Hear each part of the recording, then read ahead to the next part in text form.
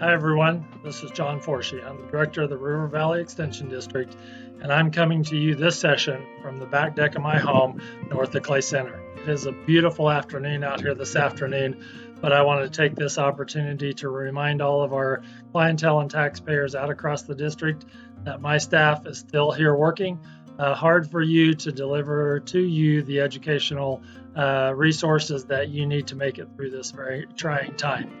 With that in mind, I want to talk to you today about three things. The first are we know our small businesses are suffering.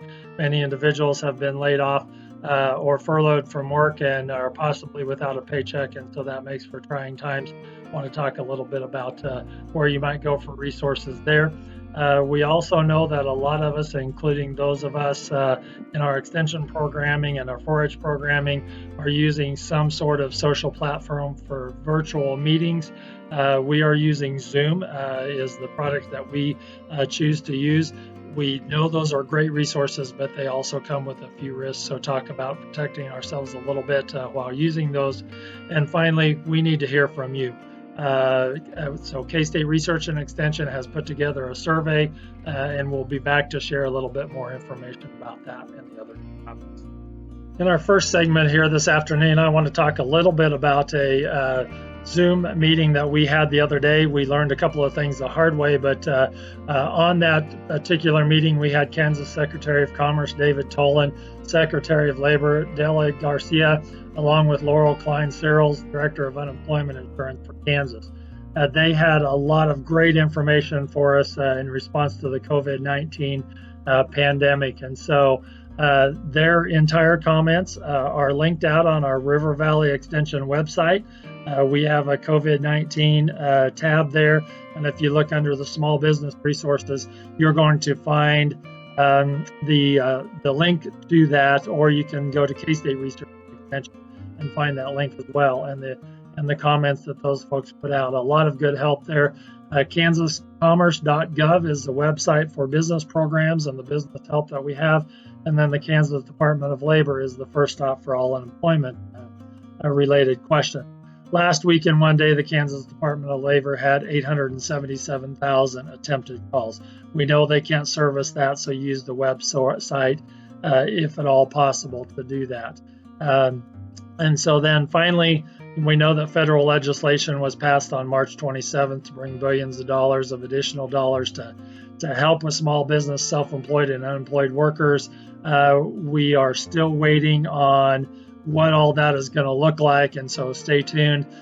We also know that the state of Kansas has rolled out some program, the HIRE, which was the hospitality, hotel, restaurant industry help assistance that Governor Kelly rolled out several days ago. That money was swallowed up really quickly, but to listen to Secretary of Commerce David Tolan's comments to hear more about that. In this segment, I want to talk a little bit about the use of platforms for virtual meetings. Again, we're using Zoom, and we learned the hard way the other day of what Zoom bombers or gate crashers. They're just folks whose sole purpose is to crash through the gates of your meeting and disturb or bring a vile or racist message of some sort into your meeting. And so you want to try to keep those out. It's the equivalent of locking the door on your house to prevent intruders from coming in and robbing you of your possessions. The same thing can happen in your virtual meeting.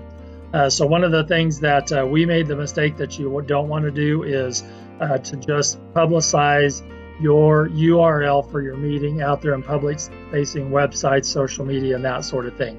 Invite those as private groups as best you can. Small private groups are better.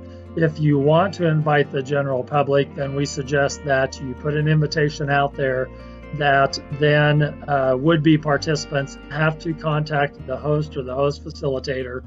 And from there, once you can identify that they truly are a participant that should be in the meeting, then you can share with them the website and password if that be the case. We want to encourage anybody that receives a URL and a website password that way to share it judiciously so that we don't unsuspectingly open it back up to Zoom bombers.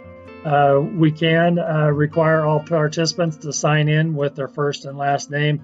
and we ask that you set your screen up so that it has a recognizable name so we can identify who you are, and so that you need to be there.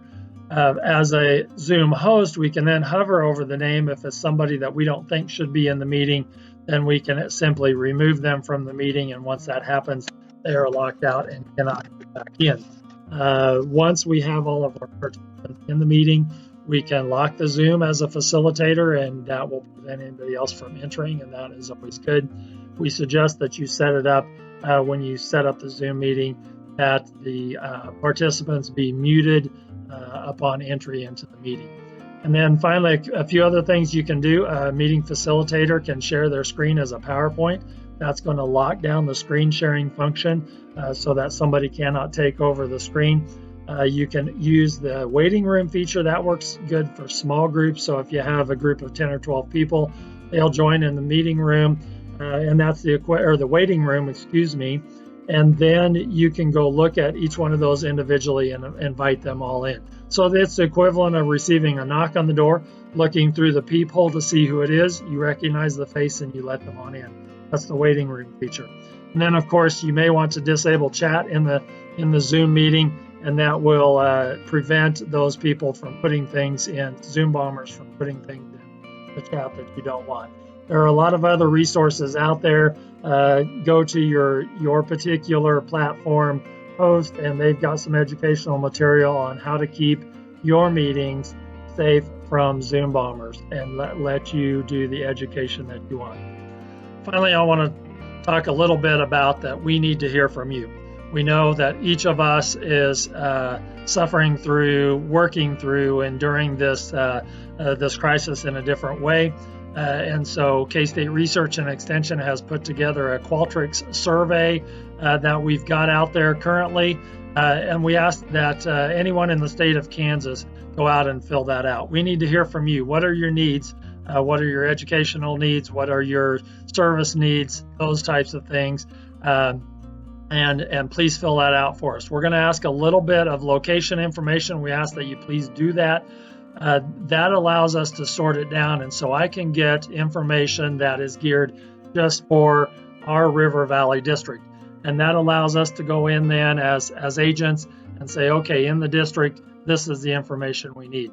That information can also be, that data can also be congregated, and we can look at it statewide.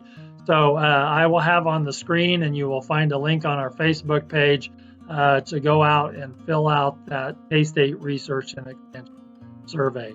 With that, again, thank you. If we can be of any assistance at the River Valley Extension Office, call any of our 4 offices and you'll be prompted to make a choice, and you can reach us on our cell phones. And if all else fails, select me, and I will take the information and get you to the appropriate agent within the district. Thank you for continuing to support your K-State Research and Extension team. We ask that you stay safe, stay healthy, and please stay home.